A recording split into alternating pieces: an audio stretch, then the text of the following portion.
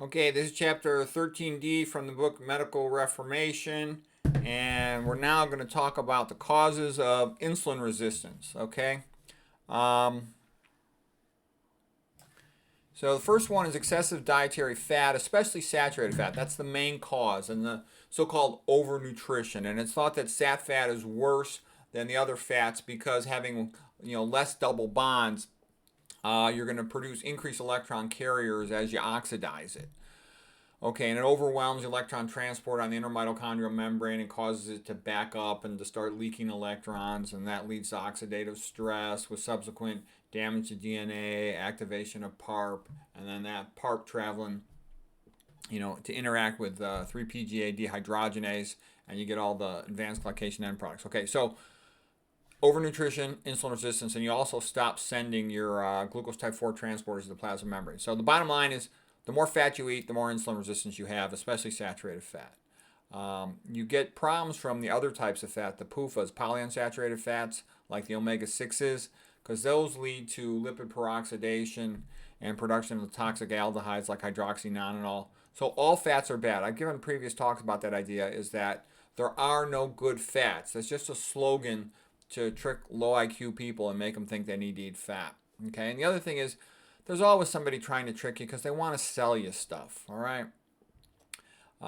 So all cooking oils are bad. Olive oil is bad for you. Canola oil is bad for you. They're all bad for you. Coconut oil, they're all bad for you. Excessive amounts of animal protein are bad.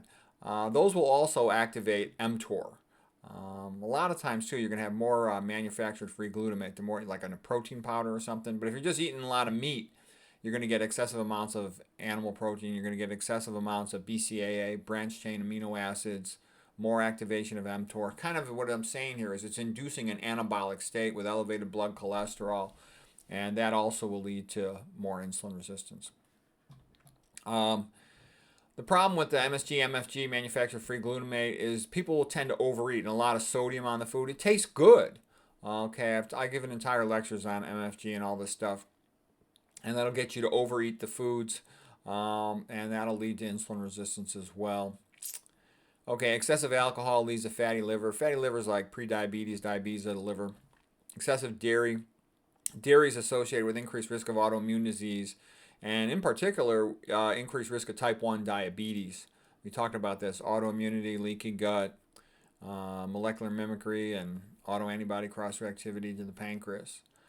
Okay, T. Colin Campbell writes about that a lot in his books. Okay, there's dairy. F minus water. F minus is a mitochondrial toxin.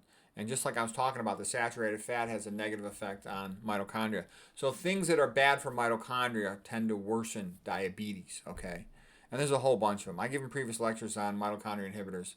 And I told you too, you can't find them in the regular medical student biochemistry books, but then you go in the literature and you'll quickly find over 50 of them.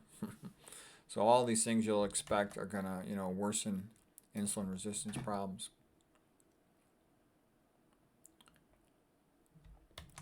Okay, excessive psychological stress, it's going to elevate your cortisol, it's going to elevate your blood glucose level. You're also going to elevate your catecholamine hormones, things like adrenaline and noradrenaline. Those are going to increase your blood lipids, they're going to increase your blood glucose level, they're going to decrease, they're going to cause increased insulin resistance, so you don't want that. So being stressed out is not good. Drinking caffeine does the same thing, being sleep deprived does the same thing. Corticosteroid medicines are analogous, and they also increase glutamate transmission in your brain at your synapses, so they're an excitotoxin as well. You don't want it. Obesity, being fat's bad because your adipose fat cells are going to spill more lipid into the blood. It's called a spillover effect, for example.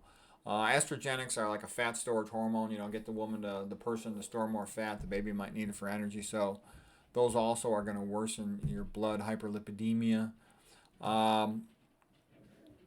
Let's see, lack of dietary potassium and magnesium. You need those to run your membrane ion pumps and regulate your insulin secretion. So when you're low on that, you tend to be high in sodium.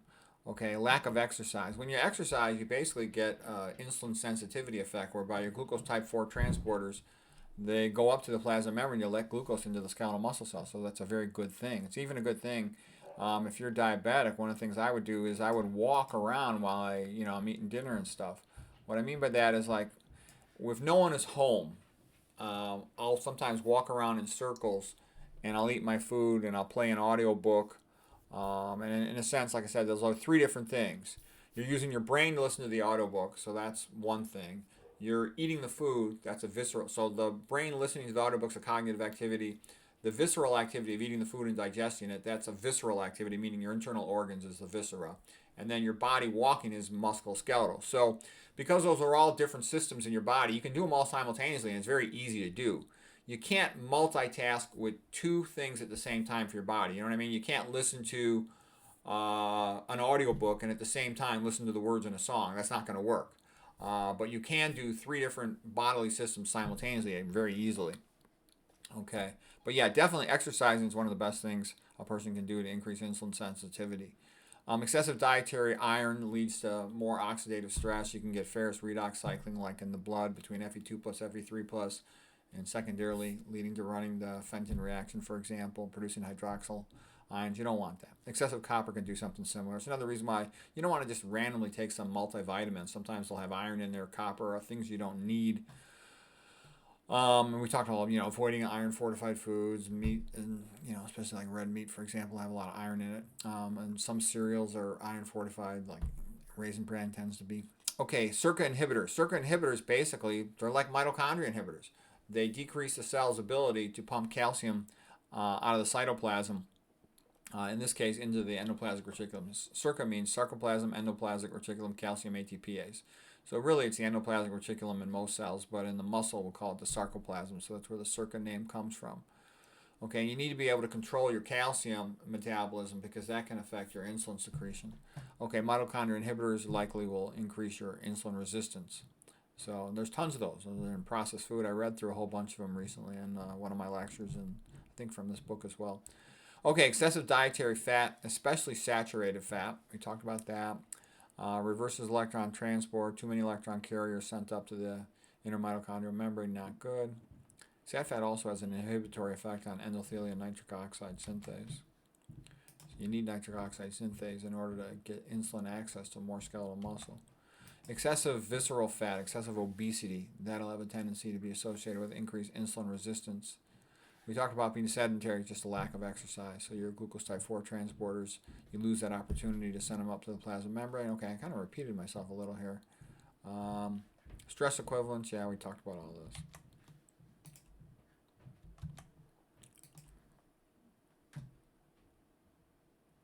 Okay, excessive dietary fructose. And you eat these processed foods and energy drinks. They'll come in as a bolus. We talked about how fructose is metabolized and how it leads to the production of increased uric acid. Then the uric acid is going to inhibit eNOS, endothelial nitric oxide synthase. And normally insulin needs that because insulin needs more vasodilation so it can get into the skeletal muscle and get that skeletal muscle to take up the glucose and store it as glycogen. So when you got more uric acid in the blood, hyperuricemia is just, high levels of uric acid in the blood.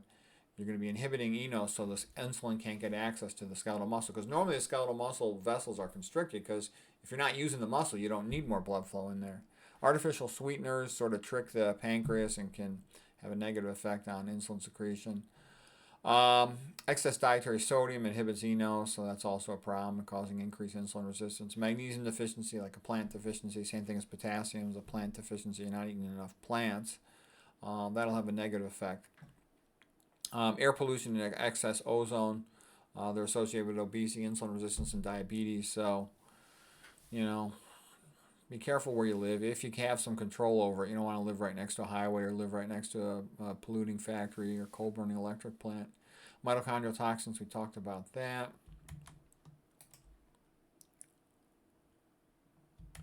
So just to simplify this whole thing, basically anything that causes insulin resistance will tend to cause obesity.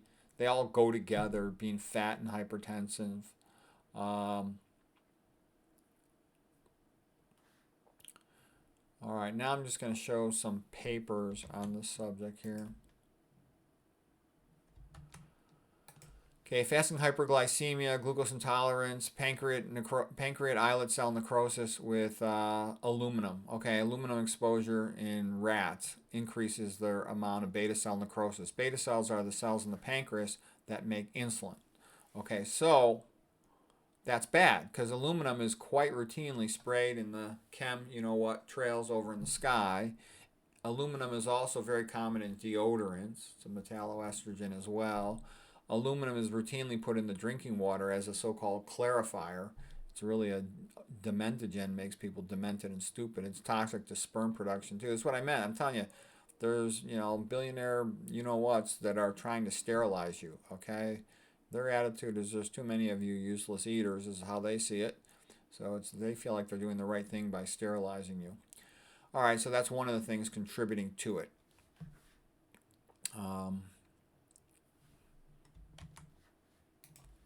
And you'll never in a million years find any of these things in a regular medical textbook.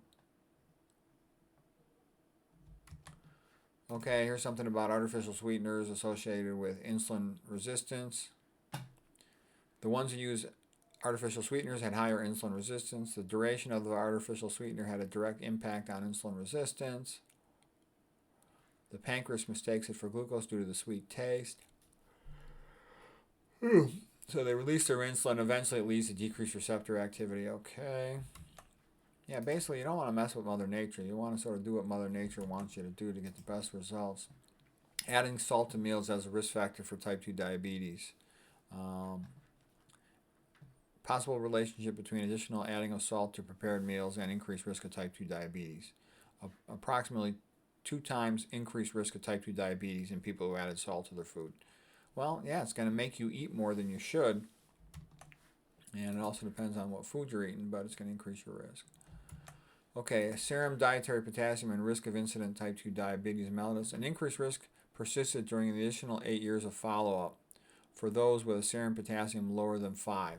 So what they're basically saying is, we've kind of talked about this before, our ancestors probably ate 25 times as much potassium as sodium, whereas in the modern world we sort of flipped it. We now eat 10 or 15 times more sodium than potassium. So people are often a little bit deficient in potassium. People are just normally deficient in the things come from plants: potassium, magnesium, and fiber and nitrates. All right, so what they're basically saying in this article is if you're low in potassium, you're at higher risk of having diabetes.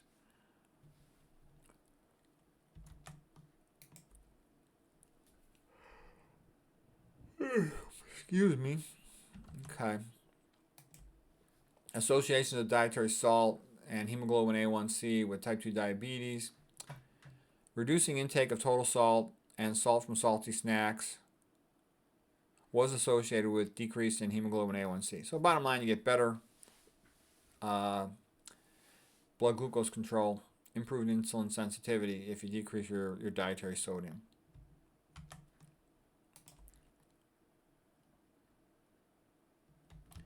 Okay, here's another paper. Effective magnesium deficiency on mechanisms of insulin resistance and type 2 diabetes. People with type 2 diabetes may end up in a vicious circle in which magnesium deficiency increases insulin resistance and insulin resistance increases magnesium deficiency. Okay, magnesium regulates electrical activity. Yeah, it's part of the sodium-potassium pump because it needs to bind to the ATP. Remember that, to hold the phosphates together? Okay. Intracellular magnesium concentrations are critical for the phosphorylation of the insulin receptor and other downstream kinases. So yeah, it always works in association with ATP. Low magnesium level results in a defective tyrosine kinase activity, post-receptor impairment in insulin action, altered cellular glucose transport, which promotes insulin resistance in type 2 diabetes. Yeah, once again, the stuff you need, magnesium, is located normally in the center of chlorophyll, comes from eating plants. We're just designed to eat more plants.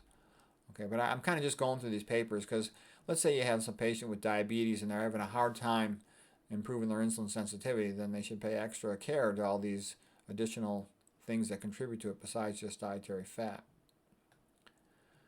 Okay, plants have the good stuff, meat is the bad stuff. Increased sympathetic effect, which does come in part from hyperinsulinemia, high levels of blood insulin, causes more urinary loss of magnesium. So that loss of magnesium in the urine can lead to more hypertension and a kind of vicious cycle. Positive feedback on itself cycle. Excuse me. Harder to quench. Okay, endocrine disruptors in plastics. Alter beta cell physiology, increase the risk of diabetes. Okay, so these endocrine disruptors, things like bisphenols, they'll worsen. So this is all these estrogenic chemicals, and the phthalates to go with that as well.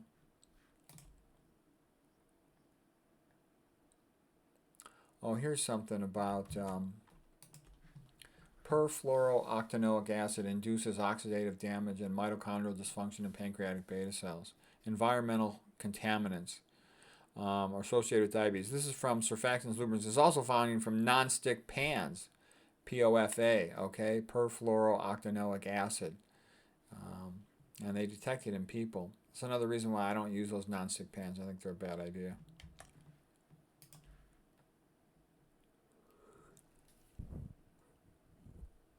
Excuse me. PFOA significantly decreased cell viability, increased apoptosis, increased reactive oxygen species, mitochondrial superoxide, that's the free radical, or the reactive oxygen species, mitochondrial membrane potential collapse. So yeah, avoid nonstick cookware. Okay, they also tend to often have obstructive sleep apnea, which can be due to hypoxia at night, but it can also be a problem if you're combining that with low blood sugars because you're taking too much insulin. Once you got a continuous glucose monitor, you can check that.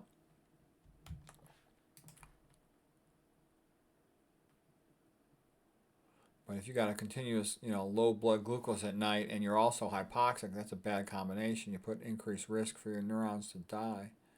These are just normal and abnormal hemoglobin A1C values. So normal hemoglobin A1C is below 5.5 or a fasting blood sugar below 100.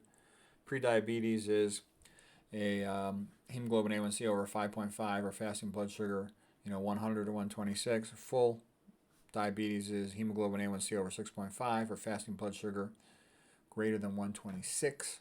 Hemoglobin greater than 107 is considered, poorly controlled or uncontrolled diabetes. Here's a little about the mouse equivalence ejectile torrie. We talked about that before.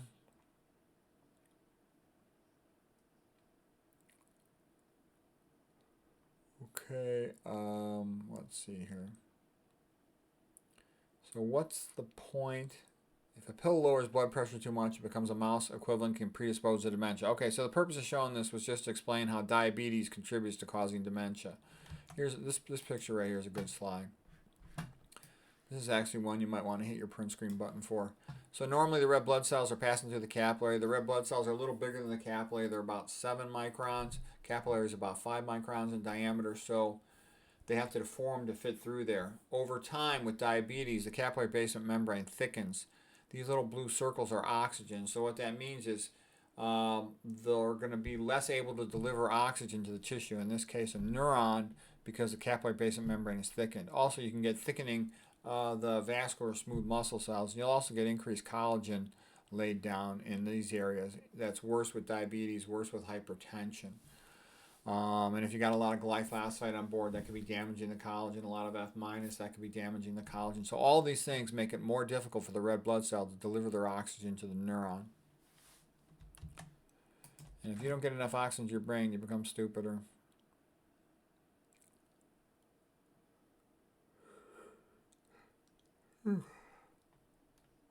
Here's another thing. This is about insulin resistance in the brain.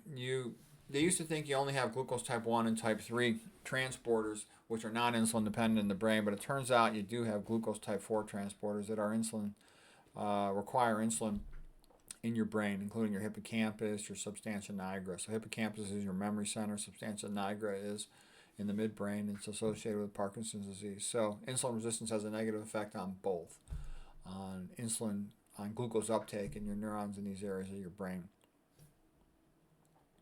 So that's a real important point. Glucose type 4 transporters are present on neurons.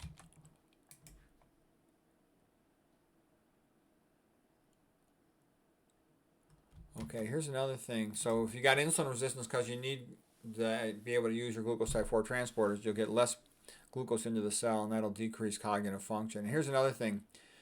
You've got something between your endoplasmic reticulum and your mitochondria and neurons called a MAM, a mitochondria-associated membrane. And what that's for is when you suddenly have to ramp up activity. You're walking through a path in the forest, and you see a bunch of coyotes. Uh-oh, you got to run, climb a tree or something. You have to very quickly ramp up neuronal activity. And so they have a mechanism to do that. The endoplasmic reticulum can quickly allow calcium to enter the mitochondrial matrix.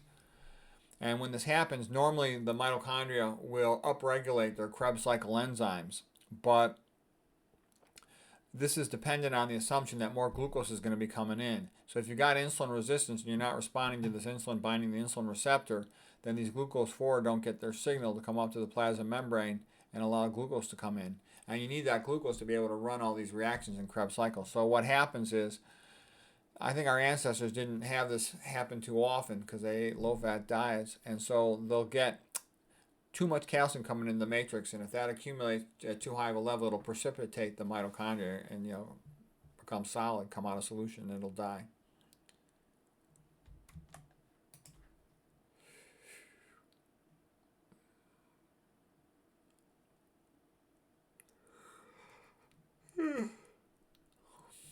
So that's why diabetics are kind of notorious for having poor cognitive function.